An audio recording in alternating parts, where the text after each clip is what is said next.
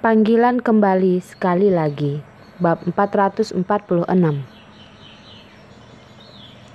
Setelah melewati kejadian kemarin, Rila kecil akhirnya mengerti kalau ibunya ini memang benar ibu kandungnya.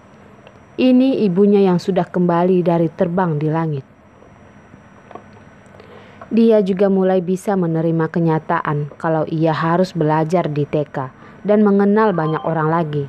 Mengenal anak-anak yang usianya hampir sama dengannya. Pagi hari, semua orang mengantarnya ke sekolah. Dia melambaikan tangan dan berpamitan sampai jumpa pada semua orang dan masih memberikan kiss bye pada orang-orang. Tentu saja, orang yang paling ia tak tega berpisah dengannya adalah Abang Hansel yang masih setia menanti di sampingnya. Masuk TK pun juga seperti itu. Abang Hansel tak hanya mengantarnya ke sekolah, masih menepati permintaan Rila kecil untuk bersama-sama mendengarkan pelajaran di kelas dan bermain bersama. Dan ketika di kelas mereka, duduk seorang teman raksasa. Banyak anak-anak yang memperhatikan dari sisi kiri dan melihat-lihat dari sisi kanan. Bahkan mereka pun ingin menyentuhnya. Dia adalah kakakku sendiri. Kalian tak boleh menyentuhnya. Rila kecil menghalangi teman-temannya di depan Abang Hansel. Menghalangi semua orang yang mendekatinya. Seperti seolah-olah Abang Hansel miliknya sendiri. Siapapun yang berani menyentuhnya akan berurusan dengannya. Melihat Rila kecil yang lucu seperti ini, Abang Hansel tak bisa menahan tawanya juga. Lalu memeluk Rila kecil ke dekapannya, mencubit pelan wajah Rila kecil sambil berkata, "Rila, tenang saja. Abang Hansel hanyalah kakak milikmu saja. Kau tak akan membiarkan orang lain menyentuh abang. Abang juga tak akan membiarkan orang lain menyentuhku." Abang Hansel adalah Abang Hansel milik Rila. Hanya boleh di sisi Rila dan melindungi Rila. Dalam hati Rila sudah menjadikan Abang Hansel segalanya baginya. Abang Hansel adalah Abang Hanselnya, kakaknya seorang diri. Dia tak akan membiarkan orang lain memeluk Abang Hanselnya yang ini. Siapa yang memeluknya, dia pasti akan mencari dan melawan orang itu. Baiklah, Abang Hansel hanya akan melindungimu dan membantu Rila melawan orang-orang jahat, jawab Abang Hansel lembut sambil mengelus-elus wajah Rila kecil. Rila juga akan melindungi Abang Hansel. Rila menegakkan badannya dan berlagak seperti orang besar. Karena ada Abang Hansel yang sewaktu-waktu menemani di sisinya, dia tak peduli apakah ia mengenal anak-anak lain atau tidak. Dia sudah tak mempedulikannya lagi. Mungkin bahkan ayah ibunya pun ditaruh di posisi belakang juga. Mengenai ayah ibu Rila, anaknya memang tak membuat mereka khawatir. Tapi mereka pun juga tetap tak bisa tenang-tenang saja. Hari ini Rila belajar dengan Ipan cukup lama. Setelah pulang dia kembali mengunci dirinya di kamar dan melanjutkan gambarnya. Sibuk dengan desain gaun yang ia buat dan tak punya waktu untuk memperhatikan Carson. Dia bisa seserius ini bukan merancang untuk orang lain, melainkan untuk 3 gaun yang akan dipakai anggota keluarganya sendiri. Setelah ia belajar dengan tekun, muncul ide-ide baru darinya dan bisa membuat suatu hal baru yang lebih kreatif lagi. Carson pun juga sama dengannya. Pagi hari pergi ke Esses untuk mengurus suatu hal. Siang hari pulang makan dengan Rila di rumah. Setelah makan, Rila sibuk dengan desainnya dan tak punya waktu untuk menemani Carson. Dan Carson diam-diam mengambil HP Rila sambil menunggu orang misterius itu menelpon lagi. Bisa dibilang kebetulan juga. Baru saja Carson duduk tak lama, HP Rila di sebelahnya berdering dan terlihat nomor yang misterius tak bernama.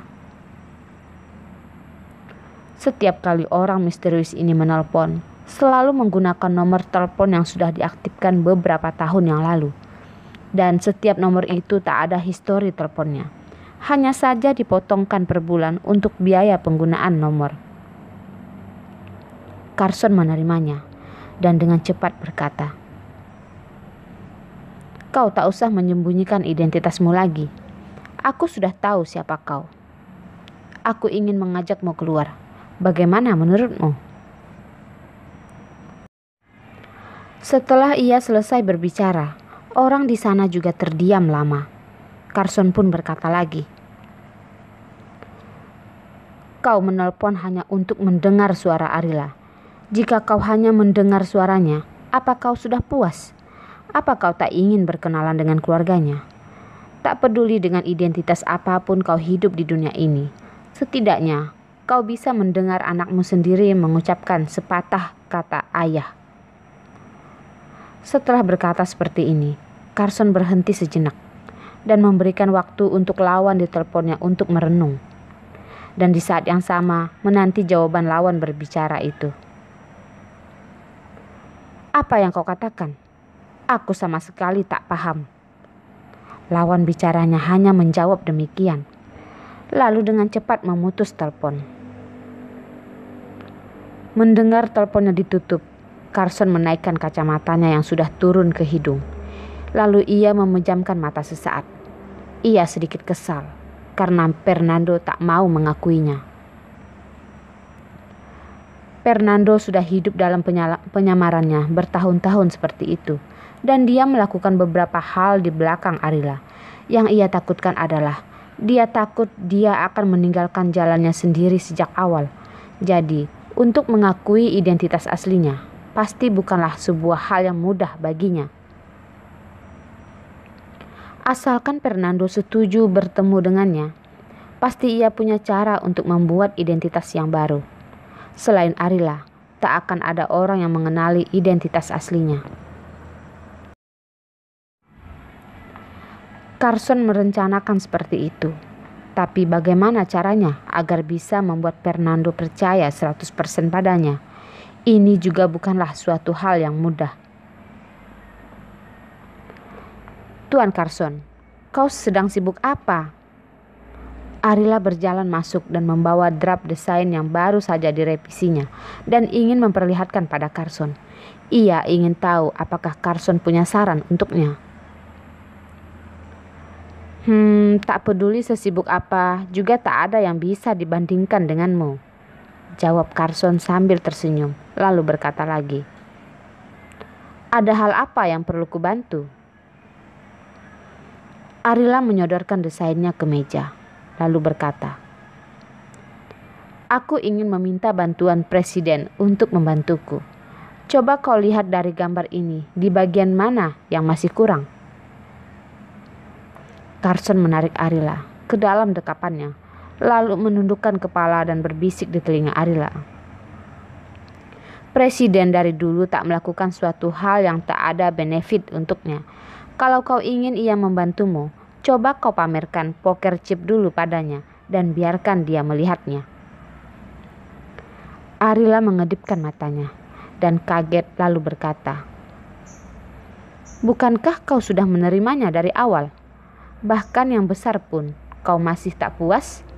Kalau begitu, aku juga tak berdaya lagi." "Kau mengirimkan poker chip? Orang semacamnya ini bagaimana tak tahu?" "Rila kecil dan akulah," jawab Arila sambil tersenyum. "Menurutmu poker chip ini bagaimana? Apa tak cukup besar?" Presiden sangat puas dengan poker ini," kata Carson mencium wajahnya sebentar, lalu menjawab lagi. "Jadi, Presiden memutuskan, selain membantumu melihat draftmu, akan memberikan padamu sebuah kado lagi." "Kado apa lagi?" jawab Arila sambil mengedip-ngedipkan matanya, berbinar-binar menantinya. "Aku," jawab Carson sambil menunjuk dirinya sendiri. "Kamu? Bukankah dari awal kau sudah memberikan dirimu padaku? Apa maksudnya memberikannya sekali lagi? Arila juga pernah sekolah. Orang lain menipunya, ia juga tahu hal itu. Mana mungkin ada hadiah yang diberikan 2 kali? Carson memasang raut wajah seperti anak kecil. Dulu yang aku berikan hanya orangnya. Sekarang ku berikan semuanya. Aku adalah milikmu. Semua milikku juga adalah milikmu. Kalau begitu, aku tak bisa menerimanya. Arila mendorong lagi. Tolong Tuan, bantu aku melihatnya dulu. Aku selalu merasa ada sesuatu yang belum pas. Tapi aku tak tahu di mana letak ketidakberesan itu. Carson mengambil gambar dan dengan serius melototkan matanya. Pandangannya sudah cukup serius. Tapi ia juga merasa gambarnya ini tak ada masalah apa-apa. Tak ada masalah, jawab Carson. Arila hanya menyemburutkan bibirnya. Pasti menemukan di mana letak tak beresnya. Jadi baru bisa ada kemajuan. Kau tak boleh menghiburku dan tak mengatakan apapun.